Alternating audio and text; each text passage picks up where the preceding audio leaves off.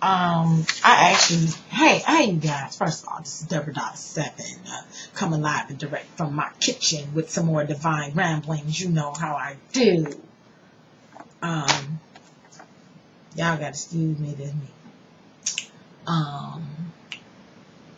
I saw this question, and I thought it was a very good question. Okay, so if you guys watch all of my divine ramblings, then you know that they are very abstract. You know, your subject, because I actually like upload them in chronological order. There's no type of structure to my spiritual inspiration. To it is what it is. This is how I get it, and this is how I put it out. There's no editing. There's no reading. Sometimes I'll write it down just not to forget because I'm, dealing with the kids and the babies and stuff like that. But basically how I get it is how I give it.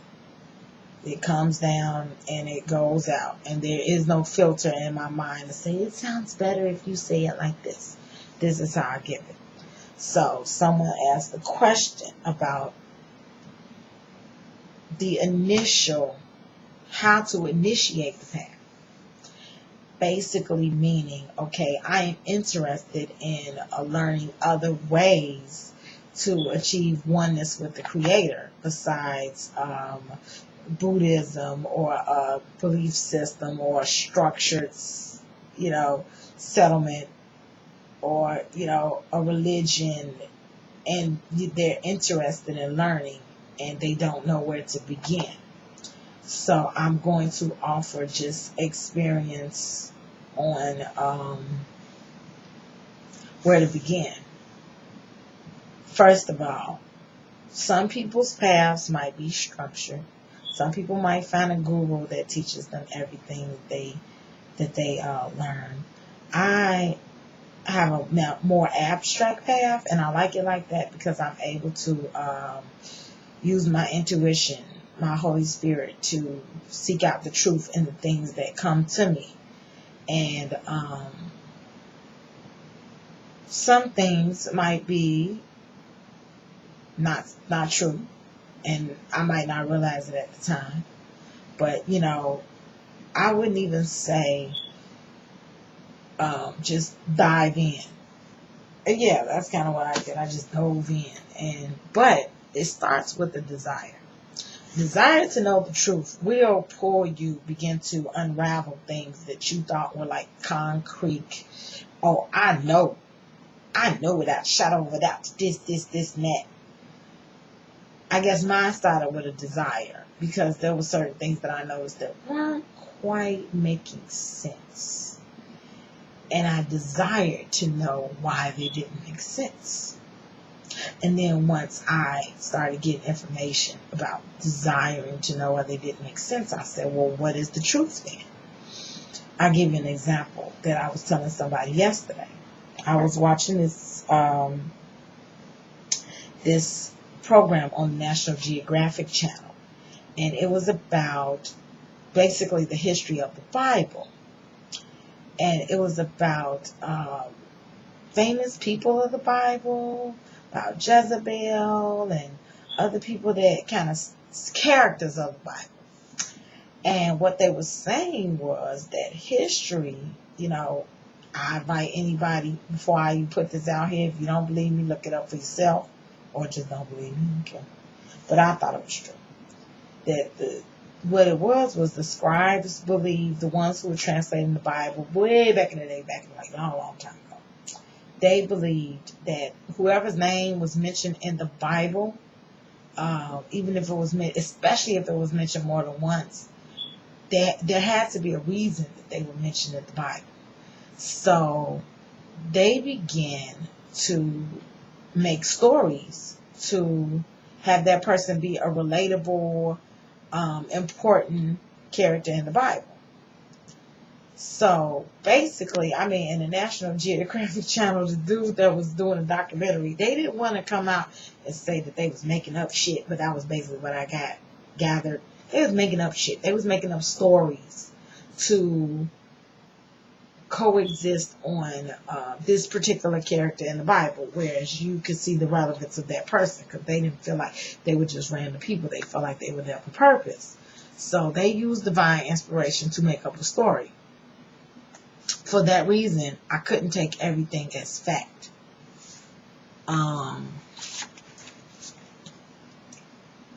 Sorry, y'all. I might got some stuff that I had wrote upstairs to make some more videos, so I won't forget. Sorry, you guys.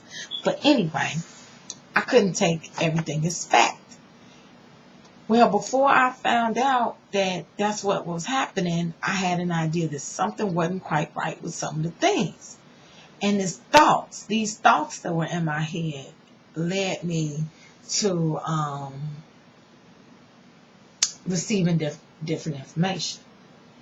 The thing is, you have to be open to the possibility of anything. And a lot of people are closed-minded, whereas, if it's not something that they taught and it's not something that's already in their memory bank as fact, they don't want to hear it. So the path is one of very open-mindedness. You have to be open to the things that you receive because you're going to receive true information and untrue information. I'll tell you some of the ways that you'll be able to discern what's true and what's not. I've always said it, truth is its own reward. It ain't pretty, but it is what it is. And, false shit is tied up in a neat little bowl, put in a nice little box for you to just fit in that box. The truth is, baby, it's out the box. Sometimes it ain't going to be crammed into a box. So you have to look at it like that, number one. Number two, some people have gifts of the spirit automatically, natural, the ability to discern. Some people, I would advise to stay in a concentrated, prayerful mindset of wanting to know the truth, wanting to know the truth, wanting to know the truth. And it could be an actual prayer. God, show me your will. Show me what you have for me. Show me the truth about the situation. Don't lead me astray. Don't let me fall. Don't let me be misguided. It could be that strict concentration. Or it could be in a meditative state of sitting in silence and allowing all of the infinite wisdom that's already inside of you to actually begin to come to the surface. And you have to calm your mind down to do that. You have to calm down the endless parade of thoughts in order to do that. And another thing is just constantly being in a state of thanksgiving, being grateful for what you know, being thankful for what you're going to receive already. When you open yourself up to love and your true heart's intent is not malicious, but it is to sincerely know so that you can become a better person, the path will open itself up to you. It'll begin to unfold. And at first you won't have any direction. It'll feel like you're just wandering around aimlessly. And that, my friends, is such a scary feeling. Because especially for people that are used to the structured comfort of organized religion. And that is such an advantage to organized religion. It's structured. You know what's next. There's a belief system. There's teachers set up to tell you what to think and tell you what to believe. And that's actually not a bad thing because to get out of that and to get on a path of truth seeking and spiritualism and spiritual path, it is completely in disarray at the beginning. At the beginning of my path, I received so much different information. I was bombarded with it that I didn't know which road to go. A lot of people will go down 3-4 different roads. I'm going to become a Buddhist. They'll begin to try different things. I'll become a Buddhist. I'll become a Muslim. I'll become a Seventh-day Adventist. Or I'll become a Catholic. They'll try different things in organized belief systems.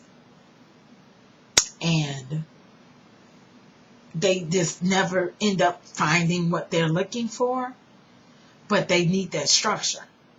So you have to walk in the faith that what you ask for, you'll receive.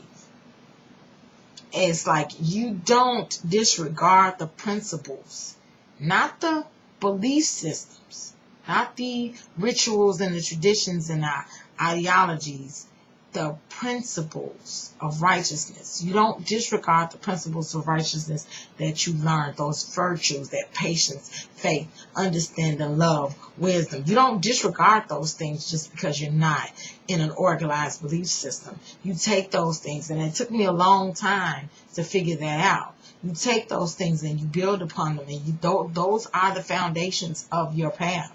If your path is one of positivity, those are your foundation. So you take those and you keep those with you.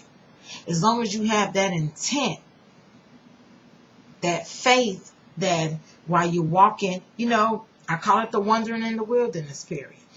You're going to have to wander in the wilderness for 40 years. You just are. I don't mean that literally.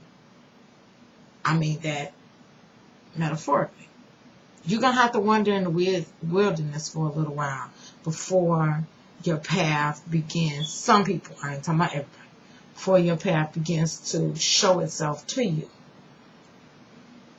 If you constantly just stay in a state of desire, prayer, meditation, thanksgiving,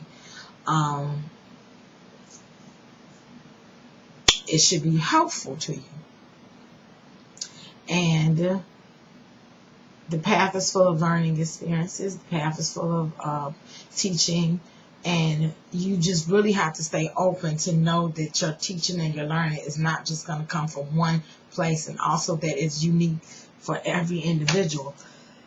Excuse me. At the end of the day, you might not think exactly like I think. There are variations to everybody. So we might be heading in the same direction, but on two completely paths. Like, for instance, you know how a forest preserve has a whole bunch of trails and paths in it? And when I was younger, at my church picnics, all the teenagers used to go down the forest preserves, and we would get lost on purpose just to see if we could find each other, because, forest preserves ain't that big, and eventually all paths led out of the forest. You see what I'm saying? And we'd be walking, and it'd be like 2-3 people, 2-3 people go that way, and 2-3 people go that way. And sometimes our paths would cross, and we would meet up again. Man, do you know how fun it was to spot somebody when you got lost on purpose? If you take that analogy and apply it to your path, it actually is your purpose. It's the game of life.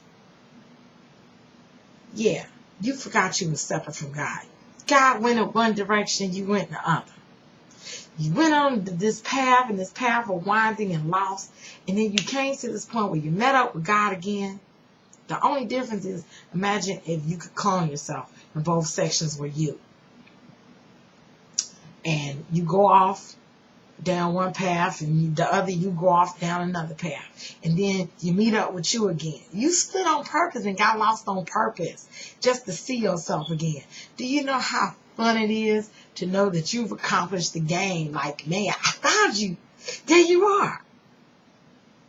But you were never separate in the first place, because both splits are you.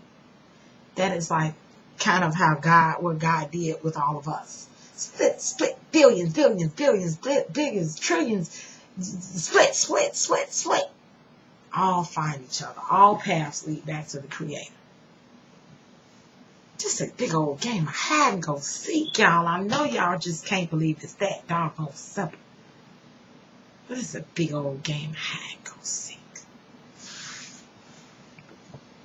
So, at the beginning, you might not be there yet. You might not be able to realize the hide and go seek game. Because right now it's very serious. I'm sorry I didn't put that in there. Because I know it's very serious for somebody who is wondering where to start at.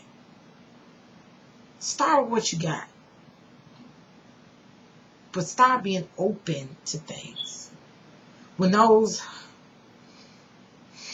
inspirations come in your head, when things pop up, they stick out to you.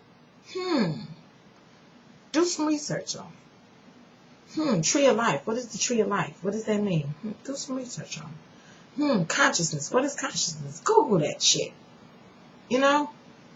And begin to take that information, and eventually that information will cultivate itself.